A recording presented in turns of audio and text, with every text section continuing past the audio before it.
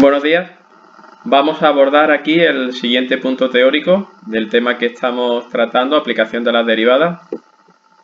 Como referencia en el libro sería el tema 3 y el punto concretamente el 6. Lo trabaja en las páginas 76-77.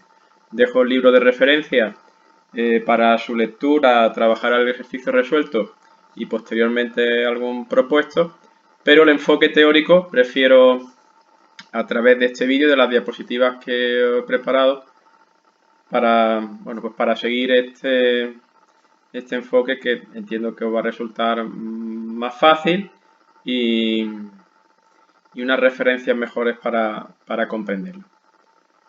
Parto de la excusa para empezar y que de alguna manera podamos también repasar, es decir, arrastrar lo anterior, no verlo como punto aislado, de la función, un ejemplo de función que en este caso es la función cúbica y igual a x cubo, f de x igual a x cubo, donde ya aquí anticipo la gráfica de esa función. Bien, pues la primera parte, la primera intención, como os decía, abordar el enfoque por aquí es repasar, enlazar un punto con el siguiente.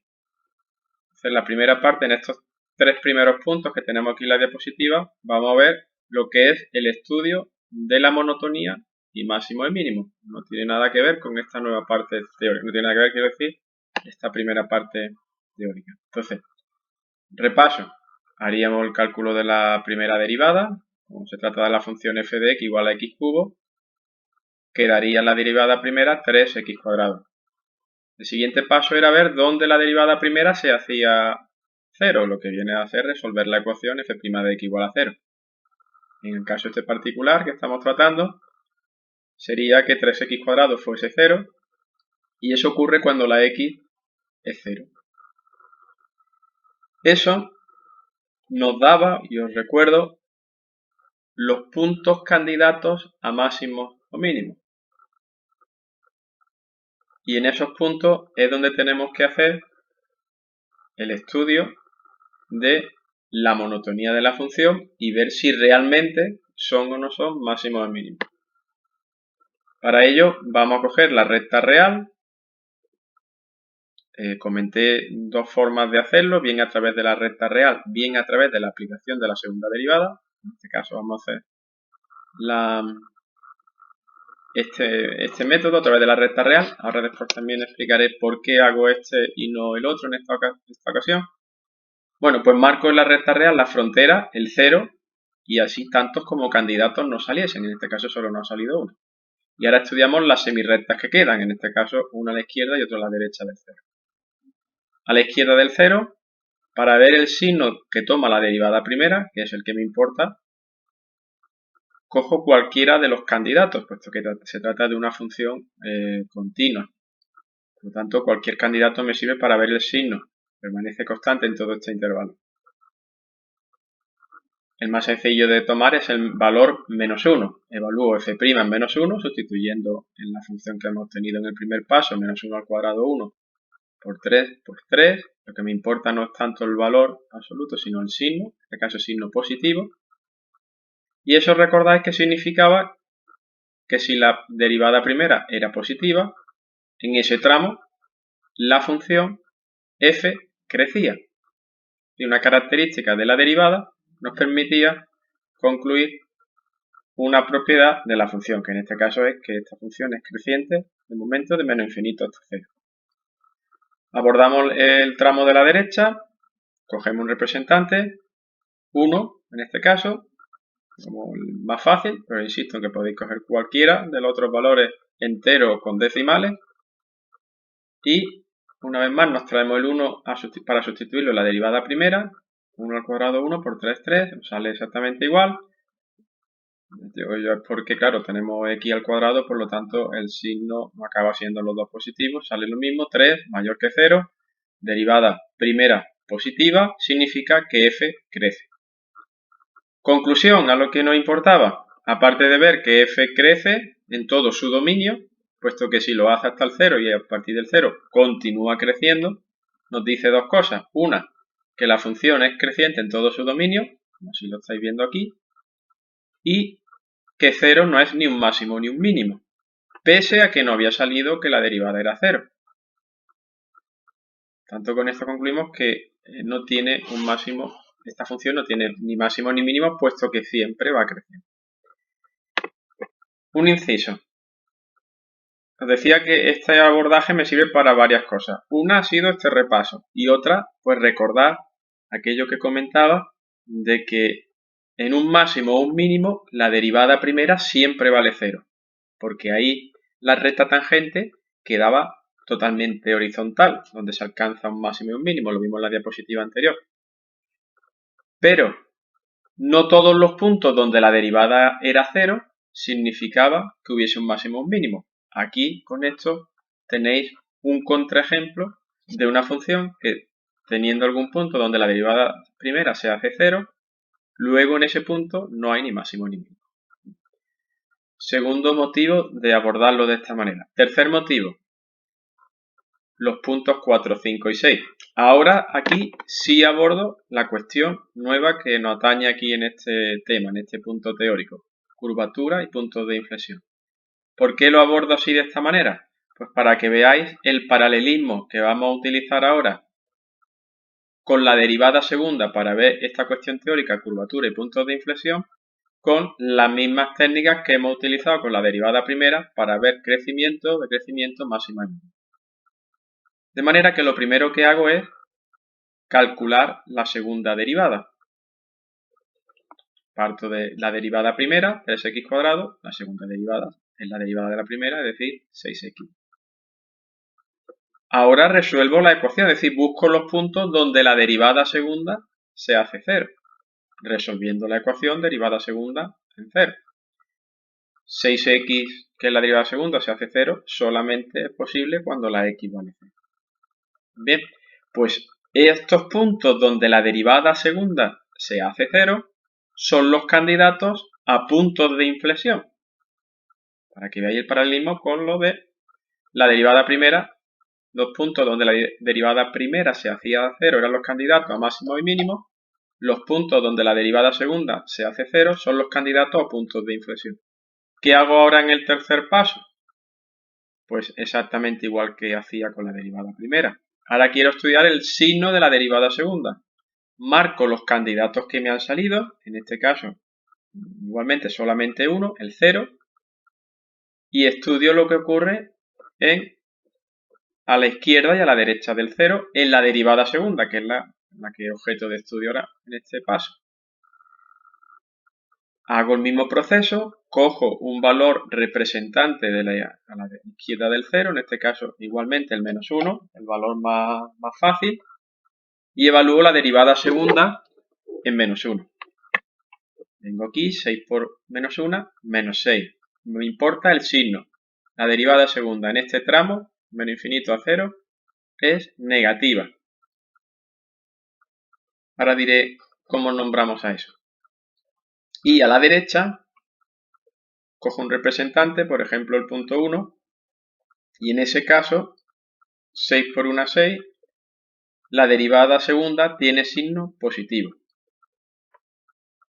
Bien, pues eso nos va a afectar a lo que se llama la curvatura de la función. La curvatura de la función. Aquí veíamos que 0 no era ni máximo ni mínimo, pero sí es cierto, si os fijáis, si lo miramos desde un punto de vista gráfico simplemente, intuitivo, sin conocer todavía la definición, vemos que aquí es verdad que va siempre creciendo la función, pero el crecimiento aquí en las inmediaciones del 0 cambia. Aquí la curva se aplana un poco más. Ahora que estamos tan familiarizados con este concepto, viendo curvas con las gráficas de la evolución de la pandemia, aquí se va aplanando la curva y veis que pasa de una forma de la curva, una especie de copa hacia abajo, una curvatura, y aquí la curvatura cambia a un dibujo de la que realiza la gráfica como una especie de copa hacia arriba. Bien, pues a eso es lo que en matemáticas venimos a llamar función cóncava o tramo de función cóncava o convexo. Y aquí quiero hacer otra aclaración porque lo que voy a ver ahora es una definición que a veces ni siquiera causa consenso en los propios libros, porque vais a ver algunos sitios donde lo que yo aquí voy a llamar cóncavo lo llama convexo y viceversa. O también en el libro, ahora después mostraré, usa pues cóncava hacia arriba y cóncava hacia abajo. Que podéis entender perfectamente, cóncava hacia abajo es cuando tenemos esta especie de copa hacia abajo y cóncava hacia arriba, la copa hacia arriba. ¿Qué criterio he usado ahora? Pues simplemente ver la recomendación, más bien los criterios de la prueba de la universidad, que los tenéis, los subí en PDF, concretamente en el apartado de análisis. Este año, otro año ha sido de otra manera, por eso hay que perfilarlo puntualmente. Llama cuando la derivada segunda es negativa, como en este tramo, considera que se le llame a ese tramo cóncava, la función es cóncava en ese tramo. Y cuando la derivada segunda sea positiva, que se le llame convexa. Por lo tanto, ese es los criterios que vamos a usar. O también se da por válido cóncava hacia abajo, cóncava hacia arriba, por si no os queréis liar. Entonces repito, ahora después de transformar en otra diapositiva sale el esquema final teórico. Cuando la derivada segunda sea negativa, diremos que la función en los tramos en los que ocurre eso es cóncava. Cuando la derivada segunda sea positiva, diremos que es convexa.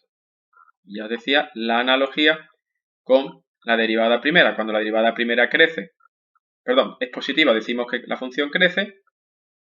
Y cuando es negativa, decrece. Pues aquí ahora el criterio es que cuando la derivada segunda es positiva, la función es cóncava. Y eso quiere decir que presenta esta forma de ese dibujo, esa curva, la forma en la que va creciendo, aplanando, y f convexa cuando la derivada segunda es mayor que 0. Y un inciso antes de seguir, os decía antes que cuando calculaba máximo y mínimo no usaba el criterio que os dije de usar la derivada segunda por el siguiente motivo. El único candidato era el 0. Y os comenté que para ver si era máximo o mínimo tenía que evaluar ese punto o los candidatos en la derivada segunda. Y si la derivada segunda era positiva, entonces era un mínimo. Si la derivada segunda era en ese punto era negativa, entonces era un máximo. ¿Qué ocurre? Que aquí x igual a 0, si sustituyo la derivada segunda me sale 6 por 0, 0. No me sale signo, ni positivo ni negativo. Con lo cual no me aclaraba ahí la cuestión, de ahí que haya usado el método de representarlo en la gráfica y tomar algún representante. Y cuando eso ocurre, como hemos visto a continuación, es decir, cuando la derivada segunda en un punto se hace 0, es que es candidato a punto de inflexión, como lo ha sido, y como además luego, viendo el cambio de signo de la segunda derivada, se ha demostrado que realmente no solo 0 era un candidato a punto de inflexión, sino que realmente lo era, puesto que ahí se produce un cambio en la curvatura. Pasa de ser cóncava, aquí lo podemos ver siguiendo con la mano del ratón, la gráfica de la curva, pasa de ser cóncava a ser convexa justo en el punto 0. Se produce ese cambio en la curvatura. Bien, aquí lo tendríamos en la segunda diapositiva desde el punto de vista más teórico. No es necesario que ni lo memoricéis ni que esto no va a entrar, sí, pero por lo menos por justificar teóricamente, a lo que se va a llamar convexidad es cuando la derivada segunda es positiva, y eso va a ocurrir cuando la derivada primera crece, es decir, cuando las tangentes a la curva, recordad que la derivada primera significaba la pendiente de la recta tangente en un punto, por ejemplo aquí x1, este sería su imagen, esta sería su recta tangente a la gráfica y la pendiente sería este A1, pues la recta tangente está por debajo de la gráfica. Aquí la recta pendiente está por debajo de la gráfica, por lo tanto sería una función convexa, convexidad. Teóricamente se define así. Y cuando ocurre que la recta tangente está por encima, como ocurre aquí en esta gráfica, y aquí en el de la derecha, en ese caso se dice que la función es cóncava, cuando la recta tangente en cualquier punto de esa zona, pues ese intervalo, la recta tangente queda por encima de la gráfica, pues en ese intervalo la función es cóncava. Aquí tenéis el resumen de la parte del libro 77 que sí quiero que por lo menos que tengáis marcado o toméis los apuntes de lo que yo vengo explicando aquí. En resumidas cuentas, con lo que me he explicado en la diapositiva anterior, lo que tenemos que darnos claro en la utilización práctica es que si la derivada segunda en un punto, por extensión en un intervalo, es positiva, f es cóncava hacia arriba, por lo que tenemos el criterio de llamarla convexa, y si f, la derivada segunda en un punto por extensión en un intervalo es negativa, entonces f es cóncava hacia abajo o propiamente cóncava en ese punto o por extensión en un intervalo. Esto que en el libro viene, lo he marcado aquí también, lo he recuadrado para que no pase desapercibido, y viene a decir eso, ¿no? Que los puntos donde la derivada segunda se hace cero son los candidatos a puntos de inflexión, pero no necesariamente si una derivada segunda se hace cero sea punto de inflexión, pero sí candidato y hay que estudiar. Y eso es lo que nos viene a decir esta parte. Y el último recuadro es aquello que teóricamente avanzaba en la diapositiva, en el vídeo anterior mejor dicho, que os he repasado en la primera diapositiva y que aquí lo traemos ahora desde el punto de vista teórico. Es decir, para ver si un punto crítico, un punto que no ha salido la derivada primera cero, verificar si es máximo o mínimo, podemos aplicar la derivada segunda. Y si la derivada primera se hace cero, serían los candidatos máximo o mínimo. Calculo la derivada segunda. Si la derivada segunda en ese punto, evaluada en ese punto, es mayor que cero, entonces ahí hay un mínimo relativo. Y si la derivada segunda fuese menor que cero, entonces en ese punto y su correspondiente imagen habría un máximo relativo. Esto simplemente, como decía, recordar algo que ya os había anticipado y que a modo de resumen pues lo tenéis aquí y en el libro y esta PDF que lo subiré con estas diapositivas para que lo tengáis presente.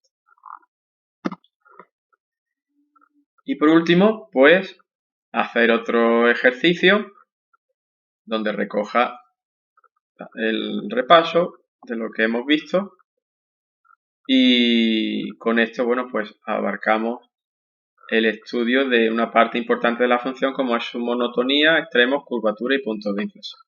La función de referencia es f de x igual 2x cubo más 3x cuadrado menos 12x, función polinómica, por lo tanto dominio todo R, en este caso recorrido todo R, no tiene asíntotas y hacemos la primera parte, estudio de monotonía, extremos, la derivada primera 6x cuadrado más 6x menos 12,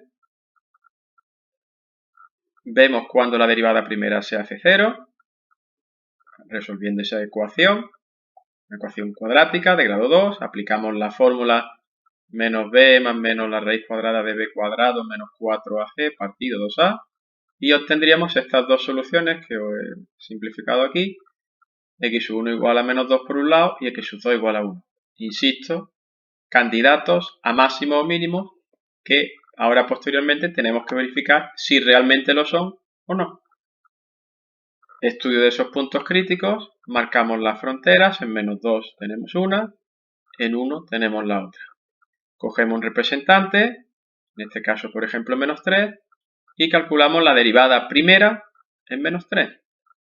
Vengo a la función derivada, sustituyo la x por menos 3 y hago los cálculos. Menos 3 al cuadrado, 9 por 6, 54, 6 por menos 3, menos 18 y menos 12. Resultado, 24. Lo que me importa, el signo mayor que 0. Por lo tanto, significa que de menos infinito a menos 2, f crece. De menos 2 a 1, cojo un representante, el más fácil, el 0. Me lo llevo a la derivada primera, Sustituyo por 0, se me va la x y solo me queda menos 12. Lo que me importa, el signo negativo, derivada primera negativa entre menos 2 y 1, significa que f decrece. Y último tramo en este caso, a partir de 1. Representante más fácil, el 2. Vengo a la derivada primera, sustituyo la x por 2, hago los cálculos pertinentes, 2 al cuadrado 4 por 6, 24, más 6 por 2, 12, 12 menos 12, 0, se me queda 24, positivo, por lo tanto f crece del 1 hasta el más infinito.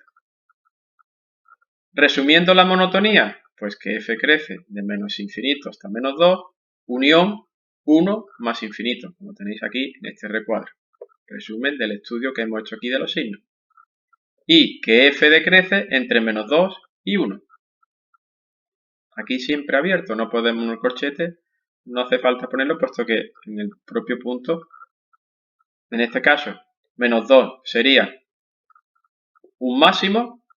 En el punto de abscisa x igual a menos 2, la función alcanzaría un máximo porque hasta ahí crece y justo a continuación de ese punto decrece, por lo tanto ahí tendría un máximo. Y ver la altura que alcanza, pues sería sustituir f en menos 2. Ahora este menos 2 no me lo llevo aquí a la primera derivada, sino me lo llevo a f. Hago los cálculos sustituyendo la x por menos 2 al cubo por 2, más 3 por menos 2 al cuadrado, menos 12x, y eso nos devuelve como valor 20. Aquí lo tenemos representado. La función alcanza un máximo relativo en x igual a menos 2 y su valor correspondiente, su imagen, la altura que alcanza es concretamente 20. Menos 2, 20. Y en el punto 1 pasa de decrecer la función a crecer a continuación. Por lo tanto, en 1 hay un mínimo que estaría en el 1, f de 1. Me voy a la función, sustituyo el valor por 1 y obtengo como resultado menos 7. Por lo tanto, aquí tenemos representado ese mínimo relativo de la función x igual a 1 igual a menos 7. Aquí alcanza mínimo.